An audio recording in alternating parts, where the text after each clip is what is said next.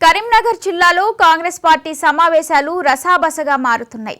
కరీంనగర్ సిరిసిల్లలో జరిగిన పార్టీ సమావేశాల్లో నేతలు కార్యకర్తల మధ్య వర్గ విభేదాలతో పరస్పరం దాడులకు దిగారు. మరోవైపు పెద్దపల్లి జిల్లాలో దారుణ హత్య జరిగింది. Manakondur MLA Kavvampally Satyanarayana MLA on fields అనే వినూత్న కార్యక్రమాన్ని ప్రారంభించారు. పలు అంశాలపై మా ఉమ్మడి కరీంనగర్ జిల్లా ప్రతినిధి రామకృష్ణ మరిన్ని వివరాలు అందిస్తారు. ఉమ్మడి కరీంనగర్ జిల్లాలో ఈ వారం జరిగినటువంటి సంఘటనలను ఒకసారి పరిశీలిస్తే ఉమ్మడి కరీంనగర్ జిల్లాలో కాంగ్రెస్ పార్టీ కార్యకర్తల సమావేశాల్లో వర్గపోరు, అదేవిధంగా పార్టీ నేతలు కార్యకర్తల మధ్య విభేదాలు బజారున పడుతున్నాయి. మొత్తానికి పార్టీ పరువంతా బజారున పడుతున్నటువంటి విమర్శలు మాత్రం వస్తున్నాయి. ఇటు కరీంనగర్ జిల్లా కేంద్రంలో జరిగినటువంటి పార్టీ కార్యకర్తల సమావేశంలో పార్టీ పరిశీలకులు నటరాజన్ పెరుమాళ్ళు హాజరు కావడం జరిగింది. ఆయన సమక్షంలోనే పార్టీ కార్యకర్తలు బాహాబాహికి దిగడం జరిగింది. కరీంనగర్ అసెంబ్లీ పార్టీ వ్యవహారాల ఇన్ఛార్జి ప్రసంగిస్తున్నటువంటి సందర్భంలో అక్కడ కొంతమంది ఆయన అడ్డుకోవడం జరిగింది. ఆయన ప్రసంగాన్ని అడ్డుకోవడం కాకుండా ఆయన ఒక మంత్రికి వ్యతిరేకంగా మాట్లాడడం ఎంతవరకు సబబు అంటూ కూడా ప్రశ్నించడం జరిగింది. అయితే అంతకు ముందు రోజు రాత్రి కరీంనగర్లో బస చేసినటువంటి పరిశీలకులకి కాంగ్రెస్ నేతలు కొంతమంది వెళ్ళి మన జిల్లాకు చెందినటువంటి ఒక మంత్రి పార్టీ కార్యకర్తలు నేతలకు అందుబాటులో ఉండడం లేదు, అదేవిధంగా పార్టీకి సంబంధించినటువంటి ఏ విషయంలో పట్టించుకోవటం లేదు, అదేవిధంగా అభివృద్ధి కార్యక్రమాలను అడ్డుకుంటారని చెప్పేసి కూడా వారు లిఖితపూర్వకంగా ఫిర్యాదు చేయడం జరిగింది. ఇక మరుసటి రోజు జరిగినటువంటి సమావేశంలో కరీంనగర్ ఇన్ఛార్జి పురమల్ల సీను అతను మాట్లాడుతున్నటువంటి సందర్భంలో అదే విషయాన్ని మళ్ళీ అక్కడ సభాముఖంగా చెప్తున్నటువంటి సందర్భంలో మంత్రి వర్గీయులుగా చెప్పబడుతున్నటువంటి కొంతమంది నేతలు కార్యకర్తలు ఆయన ప్రసంగాన్ని అడ్డుకొని స్టేజ్ పైకి వెళ్ళి ఆయన్ను బయటకు తీసుకొచ్చే ప్రయత్నం చేశారు. ఆయన పైన దాడికి కూడా ప్రయత్నం జరిగింది. ఇది రాష్ట్ర పరిశీలకులు నటరాజన్ పెరుమాళ్ళ సమక్షంలో జరగడంతో అక్కడ ఉన్నటువంటి ఎమ్మెల్యే కవ్వంపల్లి సత్యనారాయణ ఇతర ద్వితీయ శ్రేణి నాయకులు కూడా అడ్డుకోవడం జరిగింది. ఆ తర్వాత పోలీసుల సహాయంతో అక్కడ ఉన్నటువంటి రెండు వర్గాలను కూడా అక్కడి నుంచి పంపించడం జరిగింది. ఆ తర్వాత ఒక గంట తర్వాత కూడా సమావేశం కొనసాగింది. ఇదే పరిస్థితి అటు సిరిసిల్ల జిల్లా కేంద్రంలో కూడా చోటు చేసుకుంది. అక్కడ జరిగినటువంటి సమావేశంలో ప్రభుత్వ విప్ ఆది శ్రీనివాస్తో పాటు పార్టీ ఇన్ఛార్జ్ కేకే మహేందర్ కూడా అక్కడ ఆ సభలో కాంగ్రెస్ కార్యకర్తల విస్తృత సమావేశంలో పాల్గొనడం జరిగింది. అయితే అక్కడ పిసిసి అధికార ప్రతినిధి ఉమేశ్వరరావు మాట్లాడుతున్నటువంటి సందర్భంలో అసలు పార్టీకి అందుబాటులో లేని వ్యక్తి, పార్టీ కోసం ఎప్పుడు పనిచేసినటువంటి వ్యక్తి మాట్లాడడం ఎంతవరకు సబబు అంటూ కూడా అక్కడ కార్యకర్తలు అడ్డుకోవడం జరిగింది. అదేవిధంగా అక్కడ నుంచి వెళ్ళిపోవాలంటూ కూడా నినాదాలు చేయడం జరిగింది. ఇదే సందర్భంలో అక్కడ రెండు వర్గాల మధ్య గొడవ జరిగినటువంటి సందర్భంలో అటు కేకే మహేందర్ అదేవిధంగా ఆది శ్రీనివాసులు కూడా రెండు వర్గాలు సముదాయించడం జరిగింది. ఆ తర్వాత మళ్ళీ సమావేశం కొనసాగింది. అయితే మొత్తానికి రెండు సమావేశాల్లో కూడా ఇటు పార్టీకి సంబంధించినటువంటి వర్గాల విభేదాలు కూడా బయటపడడం జరిగింది. గత కొంతకాలంగా నివురుగప్పు నెప్పులు ఉన్నటువంటి ఈ విభేదాలు కాస్త పార్టీ పరిశీలకుల ముందే బయటపడడంతో ఇటు పార్టీ అప్రతిష్ట పాలవుతుందని కూడా కొంతమంది పార్టీ సీనియర్ నేతలు బాధ వ్యక్తం చేసినటువంటి పరిస్థితి ఉంది. మొత్తానికైతే ఈ రెండు సంఘటనలపై కేవలం నోటీసులు జారీ చేసినటువంటి అధికార అధిష్టానం ఆ తర్వాత చర్యలు కూడా పెద్ద తీసుకోకపోవడంతో ఇదే సంతు కొనసాగుతుందా అనేటువంటి ఒక ప్రశ్న మాత్రం తలెత్తుంది.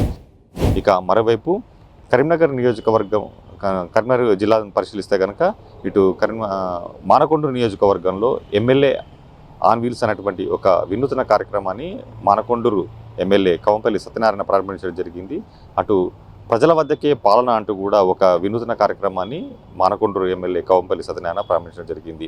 తన క్యాంప్ ఆఫీస్లో అందుబాటులో ఉన్నప్పటికీ చాలామంది కలవలేకపోతున్నారు కాబట్టి తానే గ్రామాల్లోకి వెళ్ళి ప్రజల సమస్యలను నేరుగా తెలుసుకొని అక్కడక్కడే పరిష్కరించేందుకు అటు అధికారులు అదేవిధంగా ద్వితీయ శ్రేణి నేతలు నాయకులు అందుబాటులో ఉండే విధంగా ఒక వాహనాన్ని కూడా ఆయన దీనికి అధునాతంగా తయారు చేయించడం జరిగింది. ఇందులోనే ఆన్లైన్లో ఫిర్యాదులు స్వీకరించి ఆ తర్వాత పార్టీ కార్యకర్తలు నేతలను అదేవిధంగా అక్కడికి వచ్చినటువంటి అధికారులతో సహా ఆయన పలు గ్రామాల్లో సందర్శిస్తారు. ఆ తర్వాత ఆ గ్రామాలకు వెళ్ళిన తర్వాత గ్రామ ప్రజలు ఇచ్చేటువంటి ఫిర్యాదుల ఆధారంగా అక్కడికక్కడే వాటి పరిష్కారానికి అధికారులను ఆదేశించే విధంగా కూడా ఈ యొక్క కార్యక్రమాన్ని చేపట్టడం జరిగింది.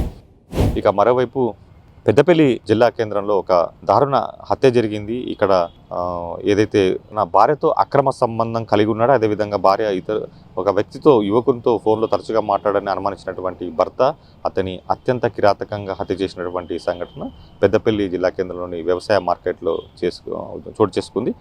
పెద్దపల్లి జిల్లా అప్పన్నపేట గ్రామానికి చెందినటువంటి కుమార్ అనేటువంటి వ్యక్తిని మరో సంతోష్ అనేటువంటి వ్యక్తి తీవ్రంగా కత్తితో గాయపరిచి హత్య చేయడం జరిగింది. మాట్లాడుకుందాం రమ్మని అక్కడికి పిలిపించినటువంటి కుమార్ని ఆ తర్వాత తను తెచ్చుకున్నటువంటి కత్తితో సంతోష్ అత్యంత కిరాతకంగా హత్య చేయడం జరిగింది. తన భార్యతో తరచుగా ఫోన్ మాట్లాడడం కాకుండా అక్రమ సంబంధం కలిగి ఉన్నటువంటి అనుమానం కలిగినటువంటి ఈ సంతోష్ అతని భార్య ద్వారానే ఫోన్ చేయించి అతన్ని అక్కడికి రప్పించడం జరిగింది. ఆ తర్వాత మాట పెరిగి ఆ కుమార్ని అత్యంత కిరాతకంగా కత్తితో చంపడం జరిగింది. ఆ తర్వాత అతను చనిపోయాడా లేదా అని నిర్ధారించుకునేందుకు కూడా అతని బాడీపై నిల్చొని కూడా తనతో కూడా అతన్ని హత్య చేయడం జరిగింది. ఆ తర్వాత తానే పోలీసులకు ఫోన్ చేసి ఈ విషయాన్ని వెల్లడించడంతో పోలీసులు వచ్చి అతన్ని అరెస్ట్ చేయడం జరిగింది. ఆ తర్వాత మరుసటి రోజు కూడా పోలీసులు అతన్ని అరెస్ట్ చేసి రిమాండ్కి తరలించడం జరిగింది. ఇక జగిత్యాల జిల్లాలో మరొక దారుణం చోటు చేసుకుంది.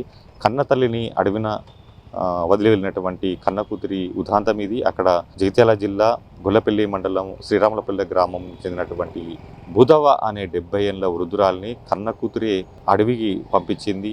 తను ఆమెని ఏదైతే మోయలేని భారంగా భావించినటువంటి కన్న తల్లిని పోషణ భారంగా భావించినటువంటి కూతురు కన్న తల్లిని అక్కడ అడవిలో వదిలి వెళ్ళింది. ఆ తర్వాత ఆమె ఆచూకీ తెలుసుకున్నందుకు తీవ్ర ప్రయత్నాలు చేసినప్పటికీ కూడా ఆమె ఎక్కడికి వెళ్తుందో తనకు తెలియకుండా అడవిలోనే 2 రోజుల పాటు ఆకలితో అలమటించింది. అయితే ఈ విషయాన్ని గమనించినటువంటి స్థానికులు అక్కడ స్త్రీ శిశు సంక్షేమ శాఖ అధికారులకు సమాచారం అందించడం జరిగింది. అక్కడ చేరినటువంటి అధికారులు ఆమెను అచేతన స్థితిలో ఉన్నటువంటి వృద్ధురాలను తీసుకొచ్చి ఆ తర్వాత భరోసా కేంద్రానికి తరలించడం జరిగింది. అయితే మొత్తంగా ఆమె ఆరోగ్యం పరిస్థితి ఆందోళనకరంగా ఉన్నటువంటి నేపథ్యంలో ఆసుపత్రికి తరలించి కూడా ఆమెకు చికిత్స అందించడం జరిగింది.